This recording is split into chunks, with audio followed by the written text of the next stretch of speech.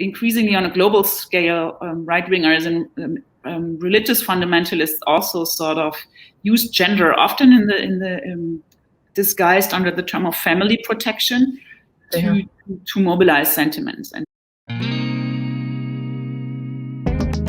you're listening to Tambora Dialogues, where we honor our rich Latin ancestral wisdom and re-nativize ourselves in the drum circle.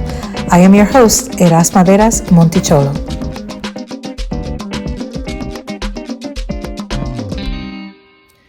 Saludos, familia. Welcome to Tambora Dialogues. Today on Tambora Dialogues, we are welcoming Julia Roth.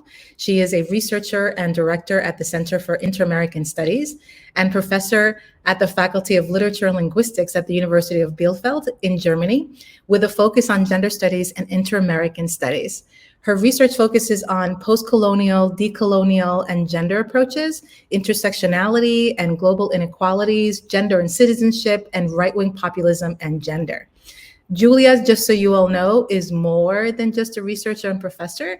She is also an ally. Actually, I would say that she's even more than an ally. She is an accomplice. Through her work, she challenges and aims to dismantle systems of oppression and injustice in Germany and Europe.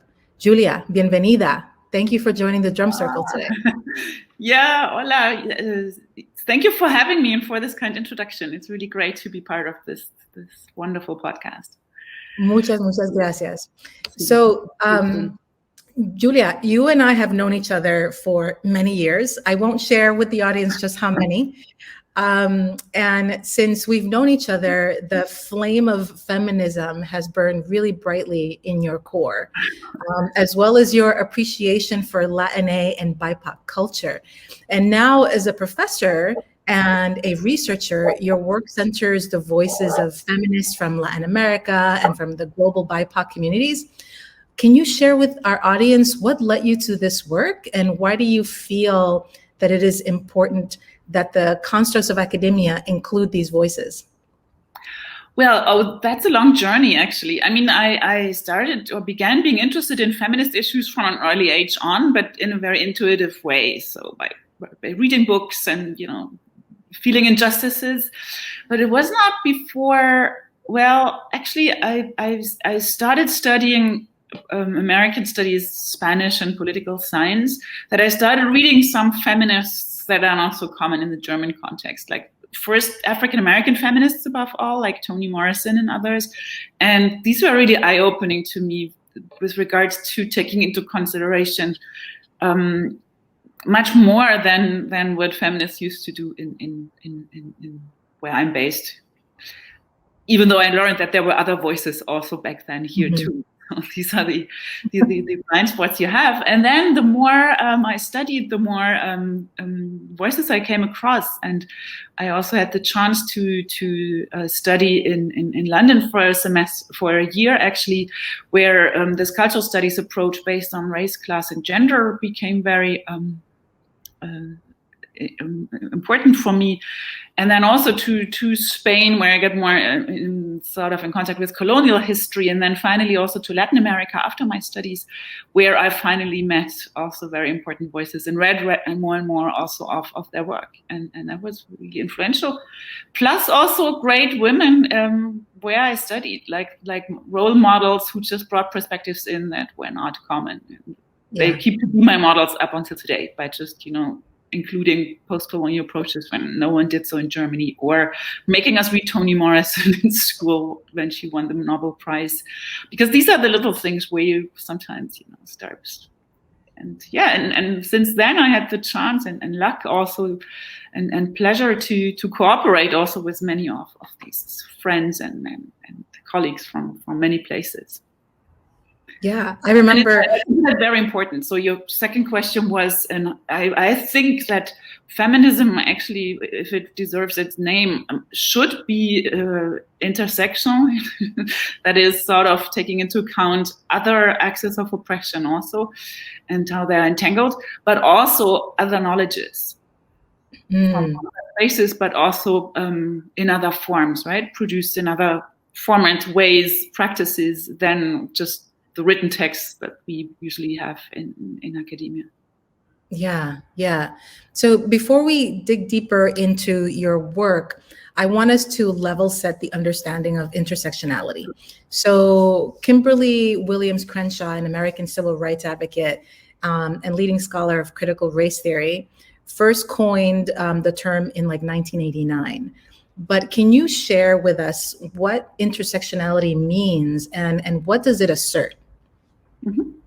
Okay, I mean, Kimberly Crenshaw was the person who coined the term and a certain concept in a particular context, like in law, in a juridical context, where she fought for a concrete case where African-American women were discriminated against and could not make a case against racial nor gender discrimination because the car company they were working for and had fired them, did employ women who happened to all be white and did employ men or blacks who were all men. So, and she thought about this intersection in order to show in a juridical way how these different forms of oppressions coincide, and they're equally relevant in this particular case, for example. So there, as she puts it, articulate simultaneously and through one another. So it's not an add-on approach. It's rather interested in these entanglements.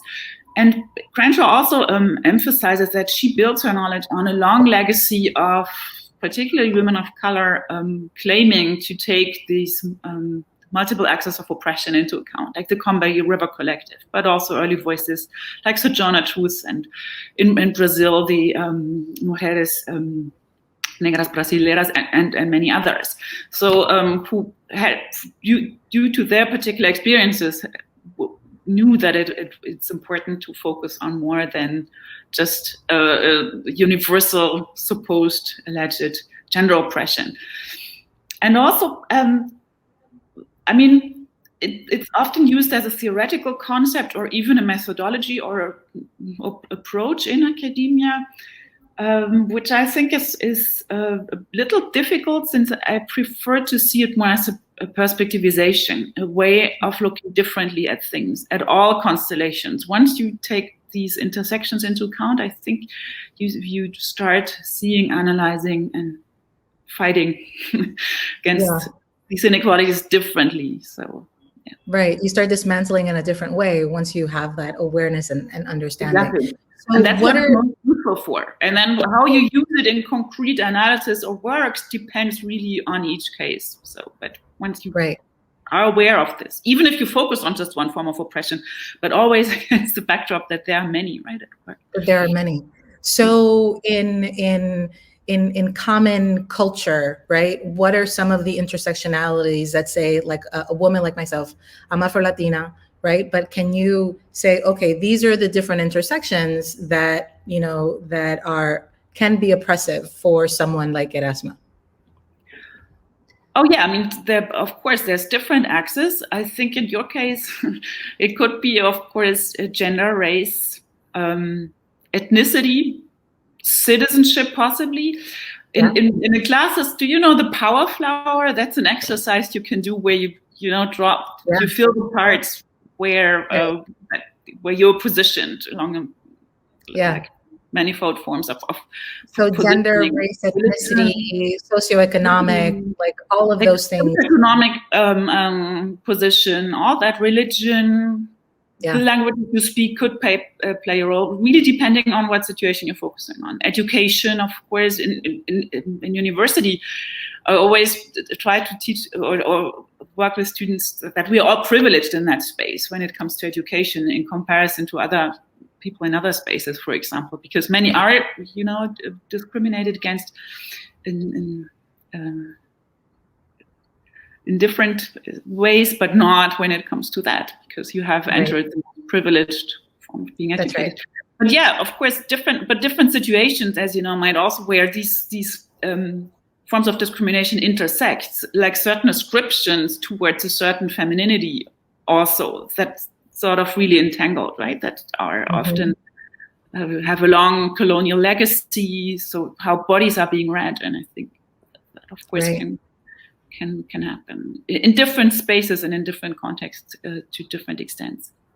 And that's what this brings. But that, it's the complexity of it all, right? That it's not, that there's complexity in intersectionality, and that we're not just living, you know, in one dimension, right? That we have experiences that shape, you know, how we interact in the world, and how the world interacts with us based on those intersections. Absolutely. And I also like to emphasize that for me, it's important that intersectionality sort of affects all, because it also includes actually privilege. Like, you can also be very privileged, right? So if you're, you know, the white male, heterosexual, and so on position is not outside of this form. So you not always look at the victims only, but it's usually often a relationship or a relational approach also, right? Because you don't have oppression, you don't have someone who's privileged on the other side. So that's one thing. And also that it goes beyond identity categories. I think for a long time, especially the triple race, class, gender, which of course is crucial, but I think there's more to it, and it is not just identity sounds so neutral. I prefer to really speak about inequalities, because that's why I'm interested in it, to see, to analyze these and try to work towards ways to overcome them. So, you know, keeping on that for a minute, is that why you have decided to really focus on that? Like, do you feel that this lens is pivotal to understanding the complexities of issues and for moving forward solutions? I personally really think it is. Of course, it has its limits also, and there's critique that I can really see the point of. I don't need the name necessarily, you know, but the concept. Some people criticize. I mean, having done some research also with feminists in Latin America, some really sort of reject the name, this term, because I think that's what we've been doing for decades or ages, or our experiences. We don't need this concept from, you know, Western academia in order to name it, which I totally understand. But nevertheless, they are doing the same thing. So that's what it's important for. And I really do think it does a good job, especially now that it's being repoliticized in recent feminist movements. So out of the ivory tower of academia, where it, especially here in Germany, for example, was for a long time just used for complex analyses. But I see it in many spaces and places, on posters, at women's marches, or also for really profound critiques of societies in Chile and other parts. Yeah. What do you feel are some of like the key points of intersectionality with feminism in Latin America that most powerfully add to our understanding of feminism and feminist thought?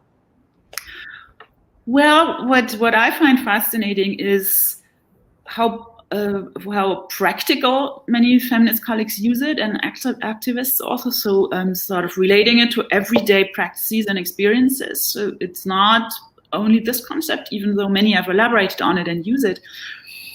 And also for bringing important further dimensions in that have often been neglected or not sort of been focused on in global North academia, let's say, if you want to use that term, like colonial legacies, or this colonial dimension, right, of how this can also come in, and also positions gender and race differently, or categories like citizenship, right, that for people where you're born, or which passport you hold, which citizenship you have, has a tremendous influence from a global perspective on your life chances, on your social mobility, and all these other axes of being privileged or discriminated against or excluded, or, you know, where you can go, whether you can just jump on a train, or you have to cross a river to reach another country, and then you might be rejected or put into a camp and so on. So that this is also important to take into account, or at least have in mind when speaking about positions, for example, in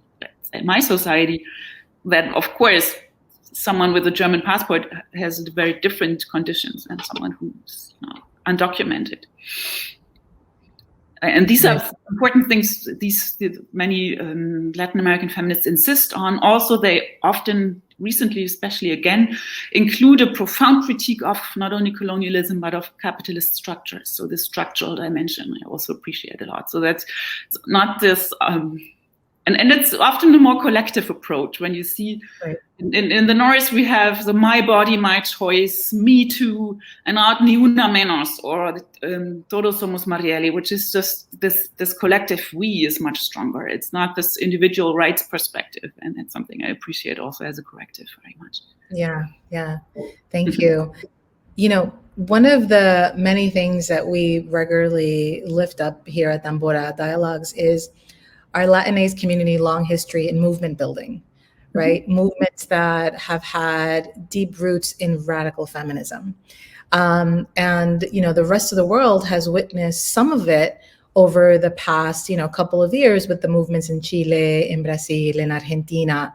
And so I wanted to know what are some of the key points that you see in the history and in current works of feminists in Latin America that most shape your passion for the inclusion or for their inclusion in academia and academic research? Wow.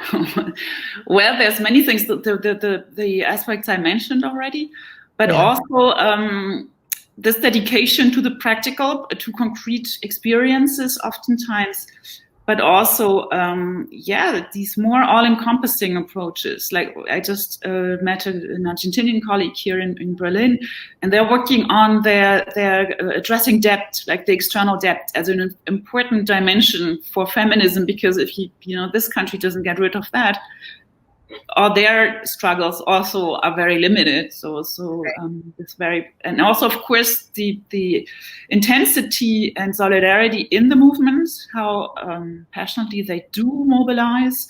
Also the inclusion of many positions, many voices. Often you have like indigenous feminists marching side by side, urban queer feminists, workers, campesinos. So this.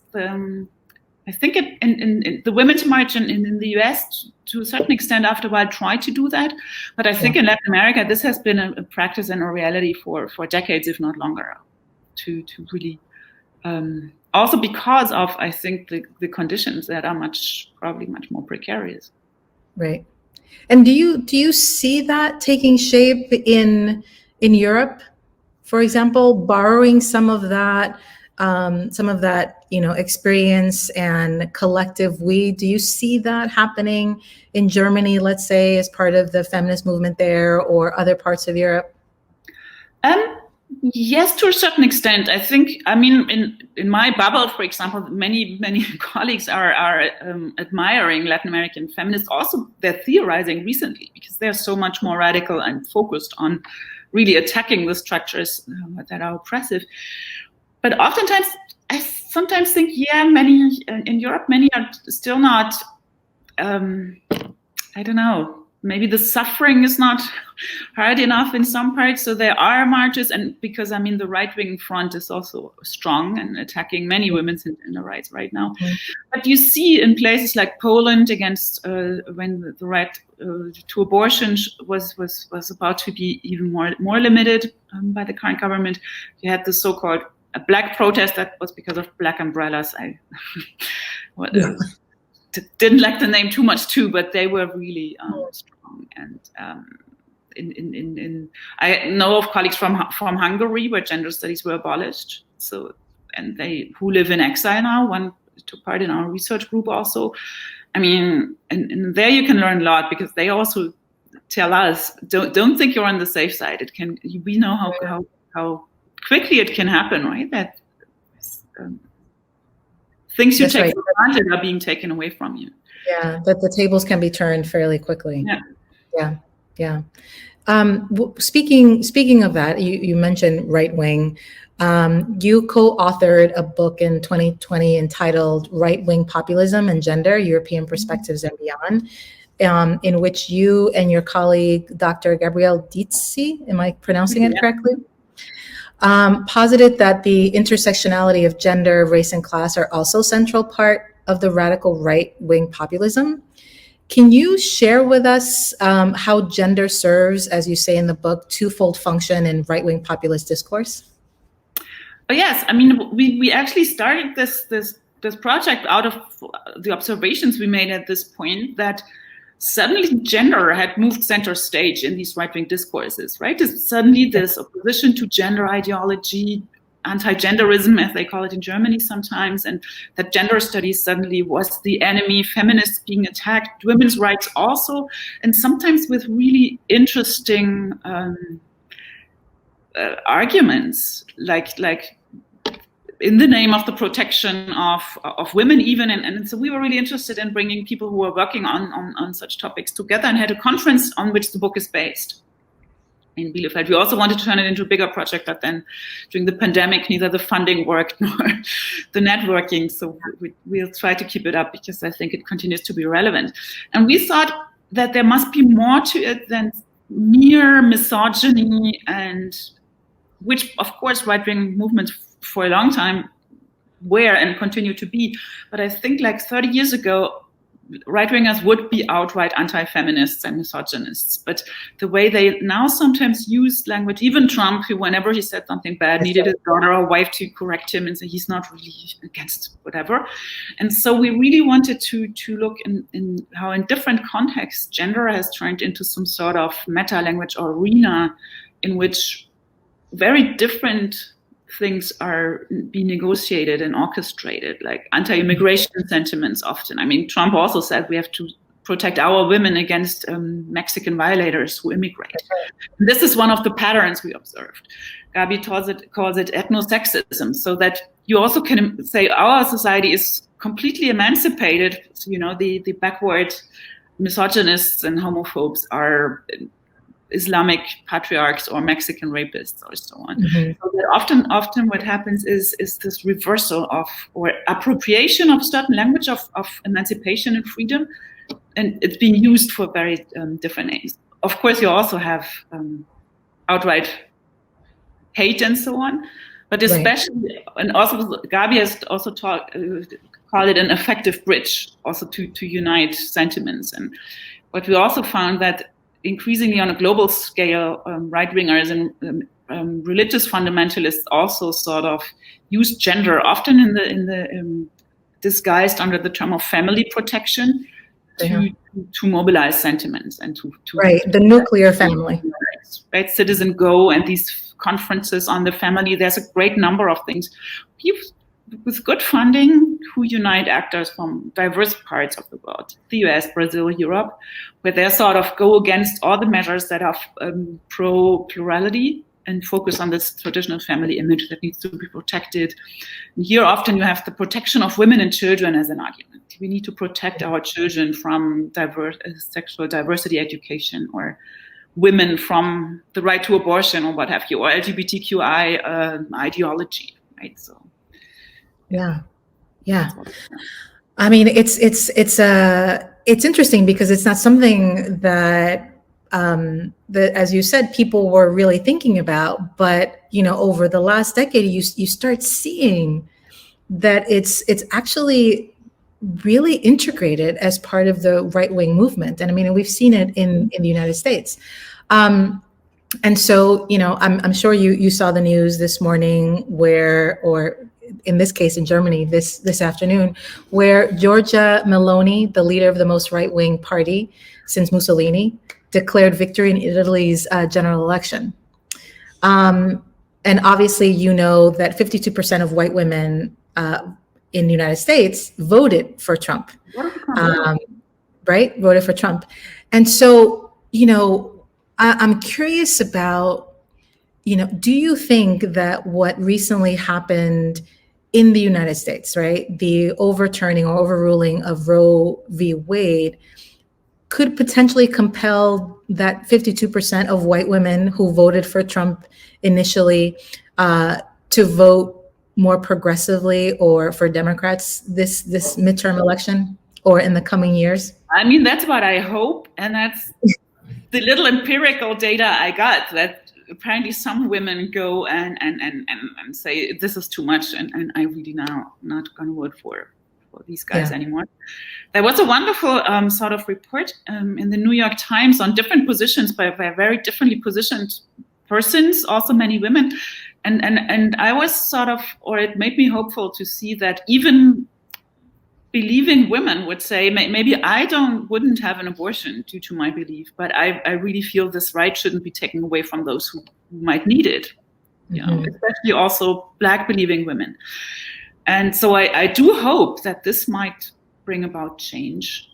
On the other hand, if you look at Italy, I mean, Giorgia Meloni is so much anti-feminist, anti-gender. When I was in Italy this summer, I saw her on TV in like the original sort of voice, and it was just makes you speechless. How open. I mean, she's my age, and you just think but also what does it? You know, she profits from that. Especially that's something we have also focused on.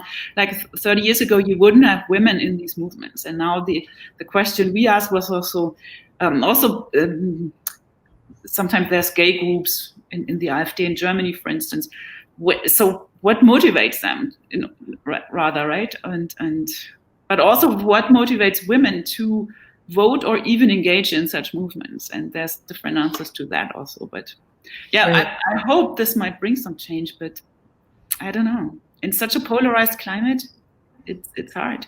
In a polarized climate all over the world, right? Because we're seeing it everywhere. Yeah. I think in systems where you have two parties, it's even more extreme because there's, you know, in Britain and the US and in Brazil, for example. So go ahead, sorry. It just goes quickly into one direction or the other extreme. Like sometimes it's a little more leveled, but not, which doesn't necessarily mean better, just different. So are the white women for Trump a case of the intersectionality of racial allegiance and racial supremacy? Oh yes, I think I do think that an intersectional analysis here is also of interest, but maybe here it's a little more complex since I mean, I think there are some, like the ones who engage in such parties, who probably gain more from being allies of these nationalistic racist men, you know, giving up or not being interested in women's rights so much, but they do get good positions if they sort of stay in line with that. Like here we have this openly gay AfD politician who has adopted children with her partner, and she's married to a woman, and she's one of the voices of the AfD, and many just don't get it. She's against marriage for all. I mean, because she doesn't need it. I think she profits a lot from her really anti-immigrant discourse in her worldview, right? In her perspective, so she has a high position. And then the voters, I mean, I think it has to do with also effective ties, and what my co-author Gabi Dietze also did. She tried to focus on these white women, and one concept she found was emancipation fatigue. So, which means maybe sometimes we as feminists also do not take into account that there are women who feel pressured by this feminist ideal as embodied by people like Hillary Clinton to have it all, right? To have a career, have kids, be a wonderful, beautiful partner all the time. And in some bubbles, in some milieux, this is not even, you don't have this job that fulfills you so much. And then it might be a relief when people say it's okay to have a traditional family, to be a housewife and mother or whatever, and don't have this pressure all the time and to fight for it. And this is just normal, and all the feminists are too extreme. And so also a little self-critique in how far some strands of feminism maybe have communicated their goals in a way that might not, work. And it works for hardly everyone, because the goal was full employment for everyone. And we know that this has, in most cases, some people can buy themselves out by hiring a nanny, but the care work is still something that's not sort of being evaluated. I don't think in any space. So might be related to that if you want. Also an economic dimension, but I think some sort of hatred must come in, otherwise it's white women also, right? And go in this direction more. I mean, it's, to hear you say that, it's kind of like a gut punch for me, right? As someone who, quote in quotes here, made it, right, where I was able to gain, some power and some privilege in certain spaces, right? And, you know, my real commitment to using that power and privilege to help others, right? Going back to the collective, to the we, right? If other women aren't free, then I'm not free, right? Like Audre Lorde said. And so to hear that my fellow women, because they have it all, they don't feel the need is really just, it's painful. It hurts me in the gut. And so I'm thinking about, you know, the radical feminists in Latin America. Like, I think we're the ones that are going to have to, you know, push and change the world. Absolutely, and that's one of the points I also admire when you asked me earlier. I have many colleagues who are also more or less privileged, at least not, you know, they're working, also have, some do, some don't, but many do have jobs and are not the most poor or discriminated against, but nevertheless fight much harder than in many of our contexts. Absolutely. Yeah. Okay, so much of your work, your current work, also includes a study of feminism in hip hop. Oh, yes. Yeah, so what led you to this particular focus?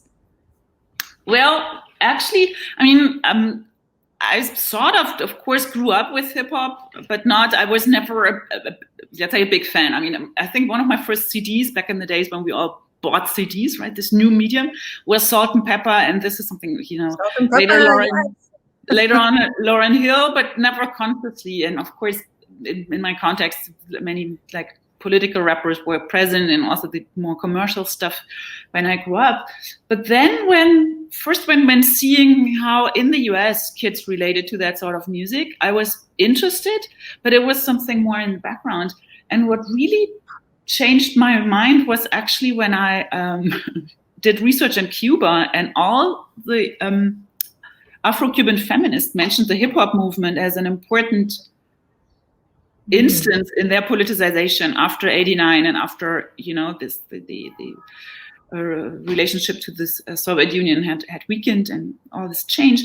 And I also listened to some of the bands and did some research with them. And this brought me then to also intellectually engage in hip hop from a very different perspective. And I found Angela Davis's wonderful book on the blues women, where she says that the early blues women like Bessie Smith and Billie Holiday transported feminist messages into communities that would never engage academically with that, through an aesthetic means, right? In the way they interpreted these experiences, what they embodied, what they represented, right? Independent women traveling, suffering, but nevertheless getting up, and, you know, prison songs, all that. And then another book by Patricia Hill Collins, who said the same for hip hop. She said hip hop now plays the role of politicizing or communicating feminist issues to many young women of color outside the ivory tower of academia. And that's why I sort of also was interested in inter-American perspectives on this genre and how it can be used. Of course, we know there's all the problematic hip hop also. Of course, you can use it for very misogynist and sexist messages. That's one side. But we all know that it comes from very socially engaged context in the very early days. And that it, of course, has been used for that ever since by some artists, and many of the female voices are also blinded out of the history of hip hop. So they were great, but also in Cuba, and that made me interested in this form, and also how it can be used. We also developed teaching materials from that for teaching, especially younger women everywhere. Right. Yeah. No, thank you. I'm excited to dig into some of the research that you do in that area. So in addition to that, what is next for you in terms of your work and your research? What other imminent challenges or topics that you're looking to tackle? Actually, the hip hop part is just about to be published, because a long-term project. Right now, I continue focusing on right-wing populism and gender, because I think it's necessary, and citizenship plays a role. The next project I'll do is actually, hopefully next year, with a colleague from Cuba. We applied for funding for the effects of the COVID pandemic from an intersectional perspective. And she's also, Alexis Almeida Junco, one of the leading voices developing the concept of intersectionality in Cuba. They just had a great conference in December and a great publication in Spanish on the concept. And I learned a lot from these colleagues because they're using it in a very practical way for investigating different aspects of Cuban society with that lens. So, and I'm very much looking forward to that. It'll probably take me to Mexico, and because this is where the research center is based, and so make sure you make a pit stop in the Dominican Republic too while you're at it. Oh, I hope I will. Yeah, I mean, many of the great thinkers come from the Caribbean and also the Dominican Republic. So, yes. And of course, to see you all. So, Julia, before we leave our drum circle today, I have 2 final questions. One is, where can people go to find out more about you and your work?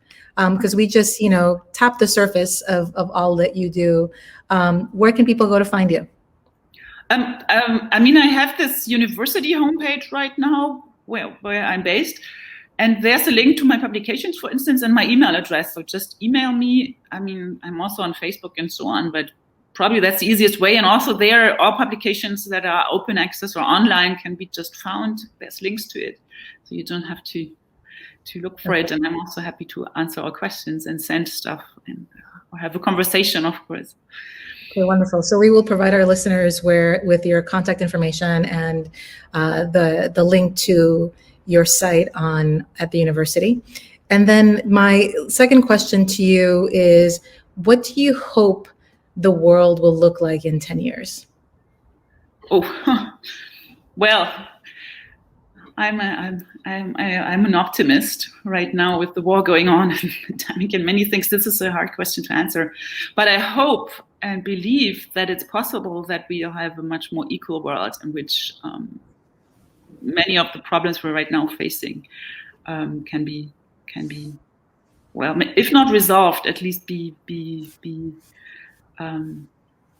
improved and worked against, and also that there a different sort of conviviality prevails. I think it's there. I mean, we spoke about this polarization, so of course it's a challenge to many achievements, but at the same time, I think the other side is also not sleeping, and I hope there'll be change which is needed.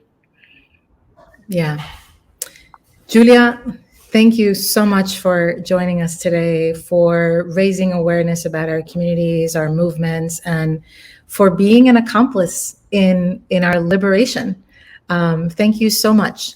To all of you listening on Spotify or watching on Twitter or YouTube, I want to leave you with this quote from Martin Luther King Jr., who said that the ultimate tragedy is not the oppression and cruelty by the bad people, but the silence over that by the good people.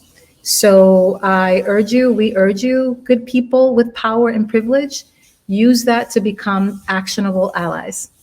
Stay healthy, stay safe, and stay woke, mi gente. Ciao. If you enjoyed this episode and you'd like to help support the podcast, please share it with others. Post about it on social media or leave a rating and review.